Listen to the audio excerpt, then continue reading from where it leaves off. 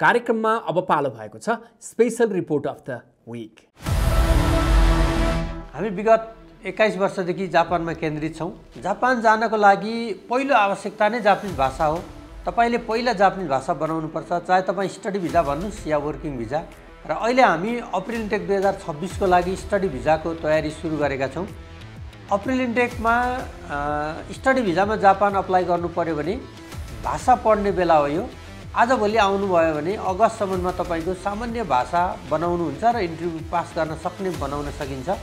So तपाईँ पनि April इन्टेकमा जापान स्टडी भिजा अप्लाई गर्ने सोचमा हुनुहुन्छ भने आजभोलि नै ल्याङ्ग्वेज पढ्न थाल्नुहोस्। जापान नेपाली विद्यार्थीहरूको लागि प्राइम स्टडी डेस्टिनेसन हो। ठिकै एभरेज स्टुडेन्टहरूले पनि अप्लाई गर्न मिल्ने, थोरै खर्च भए पनि जान सकिने, धेरै खर्चहरू लगानी पनि नलाग्ने र एप्लिकेसन प्रोसेसिङ पनि एकदम सजिलो भएको हुनाले पनि प्राय सबै इन्ट्रेस्टेड स्टुडेन्टहरूले जापान अप्लाई गर्न सकिन्छ।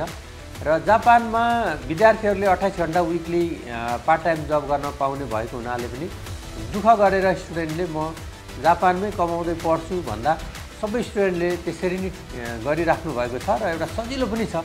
एउटा सामान्य इन्कम हुने मान्छेले 12-13 लाख रुपियाँ इन्भेस्ट गर्न सक्ने स्टुडेन्टहरूले जापान जान पाउनुहुन्छ। एकदमै राम्रो पढाउँछौँ, क्वालिटीमा हामी कम्प्रोमाइज गर्दैनौँ। विद्यार्थीलाई दिने सर्भिसहरू पनि हाम्रो एकदम ट्रान्सपरेन्ट छ। विद्यार्थीहरूलाई खुसी बनाएका छौँ। हाम्रोमा पढेको स्टुडेन्टहरूले एउटा टार्गेट गरेर पढ्यो भने हरेक 100 डेज हाम्रो टार्गेट हो। 100 दिनभित्र हामी स्टुडेन्टलाई जुनसुकै टेस्ट, चाहे तपाईँ न्याट या जेएलपिटीको N5 लेभल दिनुहोस्, तपाईँ पास गर्न सक्ने बनाउँछौँ।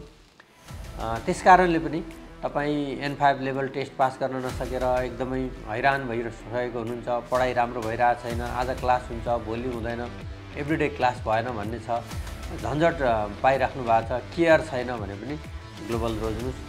जापानको एकदमै धेरै अनुभव हामीसँग छ, धेरै काम गरेका छौँ हैन। हाम्रोमा पढेर धेरै विद्यार्थीहरूले, सयौं विद्यार्थीहरूले आफ्नो सपना पुरा गरिसक्नु भएको छ। तपाईलाई ग्लोबल मैनेजमेंट फाउंडेशन में स्वागत गर्न चाहन्छु। धन्यवाद। ओहायो गोजाइमास। मेरा नाम अर्जुन है। मैं ग्लोबल में पढ़ने आया था। मेरे को ऑलमोस्ट 3 मंथ हो गए लाइक एंड यहाँ पर लाइक बहुत ही अच्छे सेंसेस है। अगर आप लोग जैपनीज़ सीखना चाहते हैं लाइक और बेस्ट इंस्टीट्यूशन में सीखना चाहते हैं तो आप ग्लोबल फाउंडेशन आ सकते हैं। ये